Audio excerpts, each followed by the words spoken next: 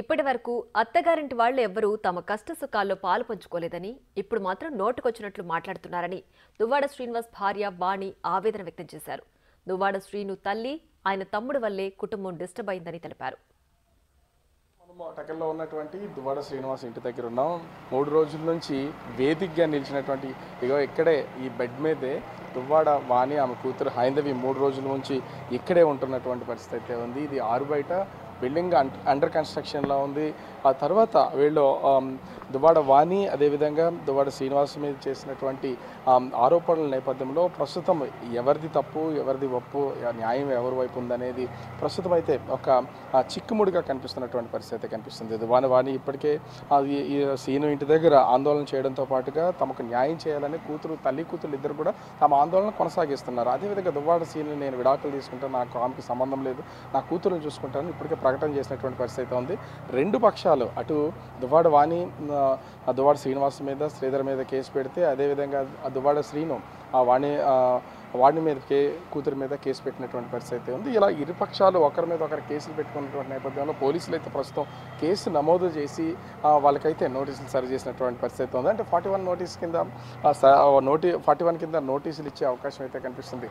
మనం చూస్తున్నాం కదా ప్రస్తుతం అయితే దువ్వాడ వాణి ఆవిడ అంటే కుటుంబ సభ్యులతో మాట్లాడుతున్నారు. అసలు దీనికి సంబంధించి ఏంటి, న్యాయం ఎలా జరుగుతుంది, మేము ఖచ్చితంగా అయితే ఇది పోరాడతామని చెప్తున్నటువంటి పరిస్థితి ఉంది. ఏంటి వాణి గారు, అంటే 3 రోజుల నుంచి కూడా ఇదే పరిస్థితి కొనసాగుతుంది. మీకు 3 రోజుల నుంచి ఆరు బయటే చూస్తే రాత్రిపూట ఉండలేనటువంటి పరిస్థితి, గాలి కూడా లేనటువంటి పరిస్థితి. ఏంటి అసలు పూర్తి స్థాయిలో ఏం న్యాయం కోరుతున్నారు అసలు మీరు?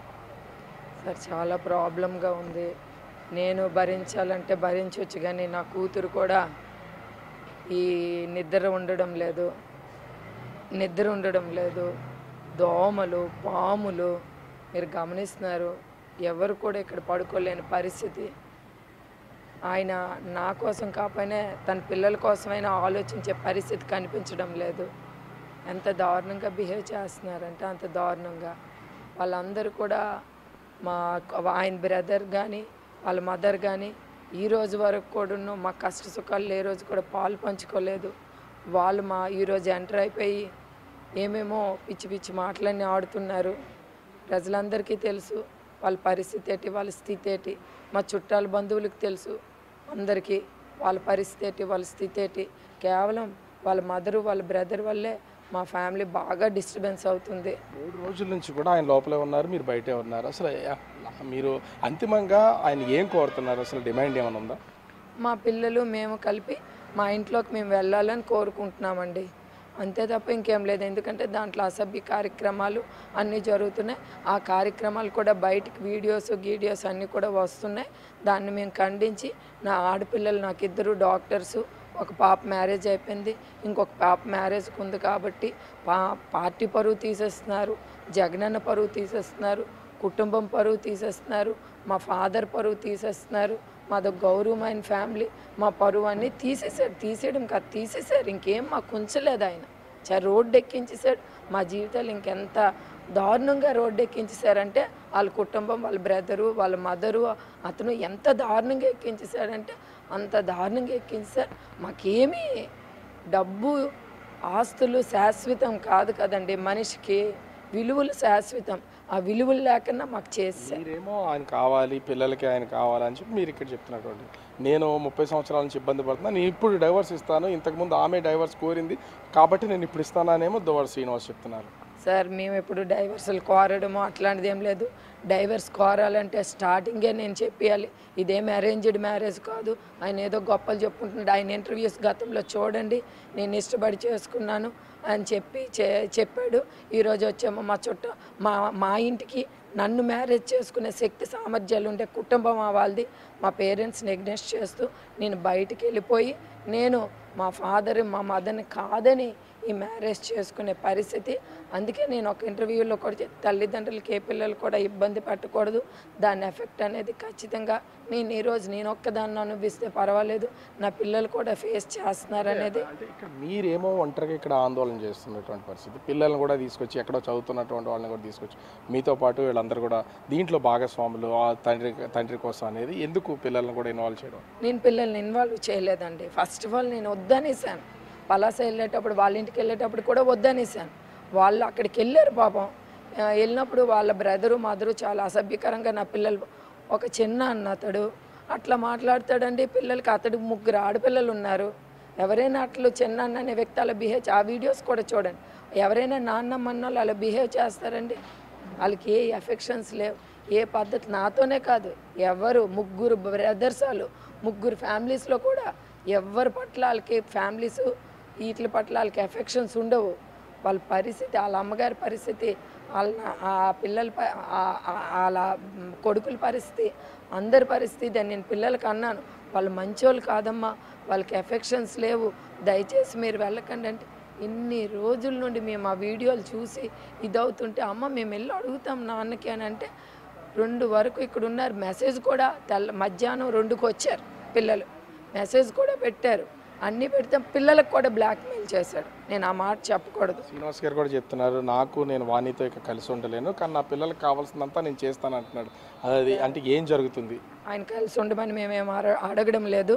మా ఇల్లు మాకు అప్పచెప్పిమంటాం, మా డబ్బులు ఇవి, మా అసెట్స్ ఇవి. ఎప్పుడు అతను ఇతడు ఆస్తి, మేము ఆస్తుల కోసం అయితే మేము మాట్లాడదలుచుకోలేదు. వాళ్ళ ఆస్తుల కోసం, డబ్బుల కోసం వాళ్ళు మాట్లాడుతున్నారు కాబట్టి అవన్నీ మిస్యూజ్ చేసుకొని వేరే రకంగా డైవర్ట్. అందుకనే మేము ఇప్పుడు మా జరిగింది ఒకటి, వాళ్ళు బయట షో ఆఫ్ చేస్తుంది ఒకటి.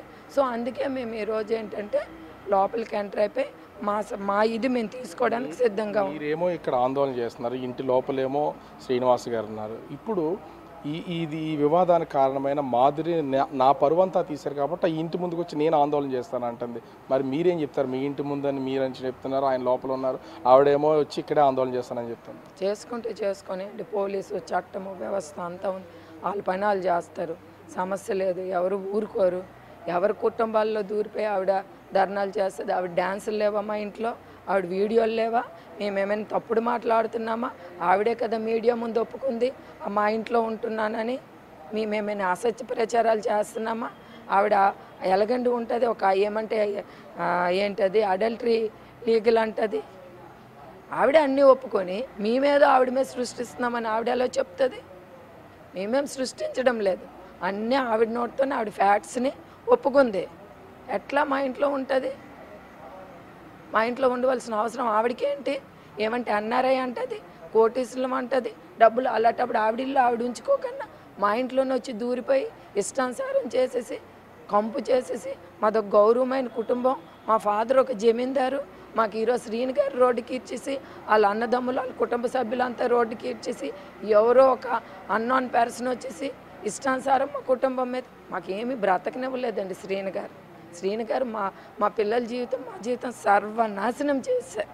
అంతే, ఇంకా భగవంతుడే వాళ్ళకి చూడాలి, మనుషులుగా మేమే చేయలేం, దేవుడే చూడాలి వాళ్ళకి. మీకు ఈ సమస్య పరిష్కారం అయ్యే వరకు ఇక్కడే ఉంటారా? కదిలే ప్రసక్తి అండి, నేను 100% దీంట్లో రాజీ అయ్యే ప్రసక్తే లేదు. వాళ్ళు ఏం చేసుకుంటారో చేసుకో. సో చూస్తున్నాం కదా, అంటే ఇప్పటికి 3 రోజుల నుంచి కూడా ఇక్కడే ఆందోళన చేస్తూ ఇదే బెడ్, అంటే నిన్న సాయంత్రం నుంచి ఈ తాత్కాలికమైనటువంటి బెడ్స్ని అయితే తీసుకొచ్చారు. కానీ నిన్నటి వరకు 2 చైర్లు 4 చైర్ల కింద వేసుకుని ఒక తాత్కాలికమైనటువంటి పరుపు వేసుకుని దాని మీద అయితే వీళ్ళు ఉన్నటువంటి పరిస్థితి అయితే కనిపిస్తుంది.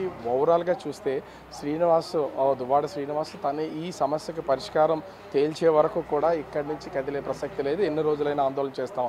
మాధురి కనుక ఇంటి ముందుకు వస్తే పోలీసులు ఉన్నారు, మా ఇంటి ముందుకు వచ్చి ఆమె ఆందోళన ఎలా చేస్తుంది, ఎందుకు చేస్తుంది, ఆ విషయాన్ని పోలీసులు చూసుకుంటారు. ఆమెకు సంబంధమే లేదు. ఇక్కడ ఆమెకి ఆస్తులు ఉంటే ఇల్లుంటే ఆమె ఇంటి దగ్గర చూసుకోవాలి తప్ప మా ఇంటి దగ్గర చేయడానికి ఒప్పుకునే ప్రసక్తే లేదు. కూతుర్ల విషయంలో నేను ఎక్కడ విషయంలో వెనక తగ్గను. దువ్వాడ శ్రీనివాస్ ఈ సమస్యను పరిష్కరించే వరకు ఇదే ప్లేస్లోంచి ఆందోళన కొనసాగిస్తామని దువ్వాడ వాణి చెప్తున్నటువంటి పరిస్థితి.